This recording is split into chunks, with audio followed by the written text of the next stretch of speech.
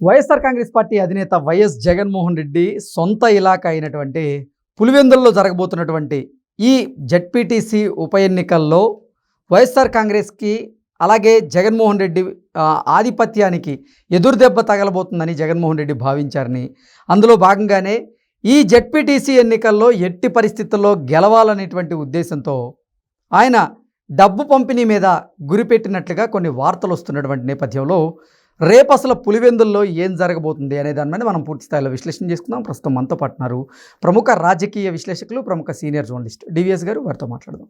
Sir నమస్తే. Sir నమస్తే. రేపు జగన్మోహన్ రెడ్డి సొంత ఇలాకా అయినటువంటి పులివెందుల్లో జెడ్పీటీసీ ఉప ఎన్నిక జరగబోతోంది. దానికి ఏర్పాట్లు అయితే పూర్తయ్యాయి. ఇప్పుడు వైఎస్ఆర్ కాంగ్రెస్ పార్టీ అక్కడ ఆధిపత్యాన్ని కోల్పోకుండా ఉండాలి అనేటువంటి ఉద్దేశంతో జగన్మోహన్ రెడ్డి అక్కడ డబ్బు పంపిణీ మీద గురి పెట్టించినట్లుగా కొన్ని వార్తలు వస్తూ ఉన్నాయి. ఇంతకీ పులివెందుల్లో రేపు అసలు ఏం జరగబోతుంది అంటే ఏం చెప్తారు? మ్యాన్ ఈటర్స్ అంటారు. రక్తం రుచి మరిగిన పులి. రక్తం కనుక ఇది మన మనుషులను చంపటం కనుక బిగిన్ చేసినాయి అనుకో, ఈ చిరత పులులు, సింహాలు, వీటిని మ్యాన్ ఈటర్స్ అంటారు. ఇప్పుడు ఆ మ్యాన్ ఈటర్సే రక్తపాతం సృష్టిస్తున్నారు అని గగ్గోలు పెడితే, ఇప్పుడు వాళ్ళు జగన్మోహన్ రెడ్డి లేకపోతే అవినాష్ రెడ్డి ఏమంటున్నారు? అరాచక అప్రజాస్వామికవాది చంద్రబాబు అంటున్నారు. జగన్మోహన్ రెడ్డి ఆయన పెద్ద ట్వీట్ పెట్టాడు. ఆయన ఏదో మరి మామూలుగా ఇవాళ పేపర్ చూస్తుంటే అరాచక అప్రజాస్వామికవాది చంద్రబాబు అంటే మరి నువ్వేంటి శాంతి కాముకుడువా? జగన్మోహన్ రెడ్డి ఏంటి అహింసావాద? ఓకే. మహాత్మా గాంధీ జగన్మోహన్ రెడ్డి ఒకటేనంటావా? మహాత్మా గాంధీ చచ్చిపోయి జగన్మోహన్ రెడ్డి రూపంలో పుట్టాడా? ఓకే. ఏమనాలా అతని మాటల్ని, అతని యొక్క దీన్ని? అవినాష్ రెడ్డి కూడా ఇచ్చాడు స్టేట్మెంట్. కడప ఎంపీ ఏమనిచ్చాడు అవినాష్ రెడ్డి? రక్తపాతం సృష్టిస్తున్నారు అన్నాడు. టీడీపీ వేషాలు, అరాచకాలు అన్నీ ఇన్ని కావు. ఆయన ఏదో పిలుపిచ్చాడు. పులివెందుల బ్రాండు ఖ్యాతి నిలబెట్టాలి పులివెందుల ప్రజలు అంటున్నాడు. అర్థమైందా? పులివెందుల బ్రాండ్ అంటే ఏంటి? బాబాయిన బాత్రూంలో గొడ్డళ్లతో నరికి చంపటమా? ఏది పులివెందుల బ్రాండు? పులివెందుల బ్రాండు, పులివెందుల ఖ్యాతి నిలబెట్టాలంటే ఆ పిలుపులో అనేక అర్థాలు. అంటే మళ్ళా రక్తపాతమా, మళ్ళా బాత్రూముల్లో నరకడమా, లేకపోతే సజీవ దహనాల? ఏంటది? అదేమన్నా బెదిరింపా? లేకపోతే అసలు వీళ్ళ నోటి వెంట ఈ మాటలు వింటుంటే నేను అంటోంది అదే, మ్యాన్ ఈటర్స్ మరి శాంతి మంత్రం జపిస్తున్నారా? ఒకటి, జగన్మోహన్ రెడ్డి ముఖ్యమంత్రిగా స్థానిక సంస్థల ఎన్నికలు ఎలా జరిగాయి మర్చిపోలేదు కదా జనం. ఇప్పుడు వస్తున్నాయి, అవి కూడా ఒక సంవత్సరంలో వస్తాయి స్థానిక సంస్థల ఎన్నికలు. ఇప్పుడు ఆయన ఏం చేశాడు?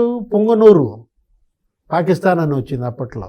పెద్దిరెడ్డి రామచంద్రారెడ్డి మొత్తం అన్ని గ్రామాల సర్పంచులు, ఎంపీటీసీలు, జడ్పీటీసీలు ఏకగ్రీవం ఎలా అవుతాయి? మాచర్ల, పులివెందుల ఎన్ని అసలు ఏకగ్రీవాలు? దగ్గర 600 జడ్పీటీసీల్లో ఒక 150 ఏకగ్రీవాలు అయిపోయాయి. ఒక ఎంపీటీసీలు మరి ఒక 10,000 ఎంపీటీసీల్లో 2,500 ఎంపీటీసీలు ఏకగ్రీవాలు. అసలు నామినేషన్ పడకుండా. అది గ్రామ స్థాయిలో ఎన్నిక ఎలా ఉంటుందో నీకు తెలుసు.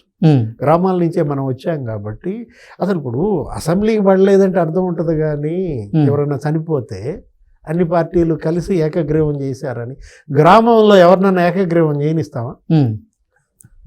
ముఠా కక్షల ప్రాంతంలో అసలు నీకు ఏకగ్రీవం సాధ్యమా? ఏంటి సార్, వైఎస్ జగన్మోహన్ రెడ్డి సొంత ఇలాకా అయినటువంటి పులివెందుల్లో జగన్మోహన్ రెడ్డి ఆధిపత్యానికి ఎదురు దెబ్బ తగలబోతుందని జగన్మోహన్ రెడ్డి భావించాడా? అదే కంపారిజన్ నేను చేస్తున్నా.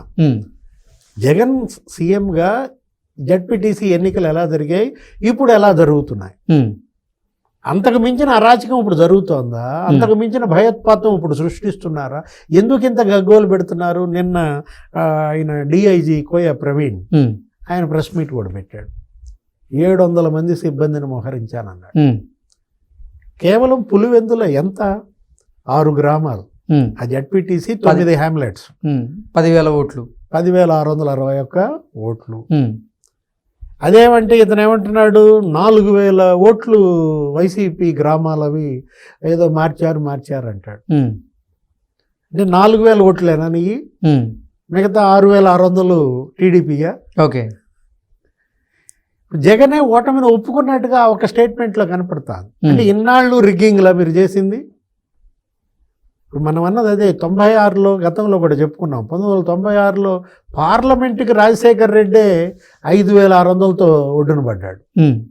అప్పుడు ఉమేష్ చంద్ర ఎస్పీగా నిష్పాక్షికంగా అసలు రిగ్గింగ్ లేకుండా ఎన్నిక జరిపితే ఓడిపోయాడు అనుకున్నారు రాజశేఖర్ రెడ్డి. ఇప్పుడు దాన్ని మించి మరి పీస్ఫుల్గా ఎన్నిక ఛాలెంజ్గా తీసుకున్నాడు ప్రవీణ్. అదేమంటే ఎస్ఈసి మీద పడుతున్నారు. స్టేట్ ఎలక్షన్ కమిషనర్ నీలం సాహ్ని ఇవాళ వాళ్ళ చేతిలో కీలుబొమ్మ అయిపోయిందంటారు, రకరకాలుగా మాట్లాడతారు. నువ్వు తెచ్చుకున్న నీలం సాహ్ని ఆమె ఏమని ఇచ్చింది స్పష్టంగా స్టేట్మెంటు, అసలు వాటర్ స్లిప్పులు కూడా పంపిణీ అయిపోయాయి, 70% వాటర్ స్లిప్పులు ఇచ్చేసిన తర్వాత ఇంక నేనేం చేస్తాను, పోలింగ్ సెంటర్లు ఇప్పుడు ఎలా మారుస్తాం? నిన్న సాయంత్రం 5 గంటలతో ప్రచారం అయిపోయింది. అతను ఏదో ర్యాలీ చేయడానికి రెడీ అయ్యాడు. ఎవరు? అవినాష్ రెడ్డి పెద్ద ర్యాలీ చేయడానికి ఒప్పుకోలేదు. అవినాష్ రెడ్డి పైన కేసులు ఉన్నాయి. ఏది వాళ్ళు అతనేంటి మరలా లేనిపోయిన ఉద్రిక్తతలు సృష్టిస్తే అదేమంటే మొన్న టీడీపీ ర్యాలీ అలౌ చేశారు కదా, ఇప్పుడు మాది ఎందుకు అలౌ చేయరంటారు. సాయంత్రం 5 గంటలకి టైం అయిపోతే ర్యాలీ ఏంటి? స్పష్టంగా ఇచ్చాడు. ఏంటి? గన్స్ ఉన్నాళ్ళు ఏజెంట్లుగా కూర్చోడానికి వీల్లేదు. ఎవరికైతే మీరు గన్ లైసెన్స్లు ఉన్నాయో వాళ్ళెవరూ ఏజెంట్లుగా కూర్చోడానికి వీల్లేదంటే అవినాష్ రెడ్డి వాళ్ళ స్టేట్మెంట్ ఏమి ఇచ్చాడో తెలుసా? మహిళలంతా ఏజెంట్లుగా కూర్చోబెట్టండి, మహిళల్ని ఏజెంట్లుగా కూర్చుని మన ఎన్నికలు మనం గెలుద్దాం. ఎన్నికల ఏజెంట్లు రేపు వైసీపీ తరపున మహిళలనే కూర్చోబెడుతున్నారా? ఇప్పుడు మహిళా ఏజెంట్ అనగానే నువ్వు మళ్ళా మంజులను తీసుకొస్తావు. మళ్ళీ అనవసరంగా మొన్న ఎలక్షన్లో ఏంటి అక్కడ అది మనం చూసావు, రెంటచింతల తుమ్మరుకోట ఎక్కడో మాచర్ల నియోజకవర్గం పిన్నెల్లి బ్రదర్స్ తల బెద్దలై ఆడపిల్ల రక్తం ఓడుతున్న బూతోదల్లా తెలుగుదేశం ఏజెంట్గా కూర్చుని మొన్న కూడా ఏదో పోస్ట్ కూడా ఇచ్చినట్టున్నారు, ఆమెకి ఏదో కార్పొరేషన్ చైర్మన్ కూడా ఇచ్చినట్టున్నారు. అంటే నీవు నేర్పిన విద్యయే నీరజాక్ష. నువ్వు ఆ రోజు ముఖ్యమంత్రిగా ఏం చేశావు? అణిచేశావు. అసలు నామినేషన్లు లాక్కున్నావు, అసలు వాళ్ళపైన తప్పుడు కేసులు పెట్టించావు, బ్రాందీ సీసాలు పెట్టారు, గంజాయి పెట్టారు, డ్రగ్స్ పెట్టారు. అరే పాత కేసులన్నీ తిరగదోడారు. ఇప్పుడు అలా జరుగుతుందా? ఎవరి మీద తప్పుడు కేసులు పెట్టారా? ఎవరింట్లో అన్న మద్యం సీసాలు పెట్టి కేసు రాశారా?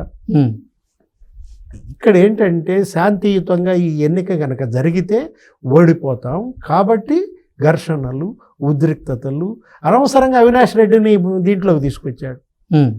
ఇప్పుడు అవినాష్ రెడ్డి అసలు నువ్వేంటి? నువ్వు ఎంపీ, నువ్వు ఉండాల్సింది ఢిల్లీలో, తిరుగుతోంది గల్లీలో. జెడ్పీటీసీ ఎన్నికల్లో ఆయన కూర్చుంటాడంటే ఏజెంట్గా. నువ్వు కూర్చోడానికి లేదు, నీకు గన్ ఉంది, నీకు మళ్ళీ గన్మెన్లు ఉన్నారు అని చెప్పి మరి ఒప్పుకోవట్లా.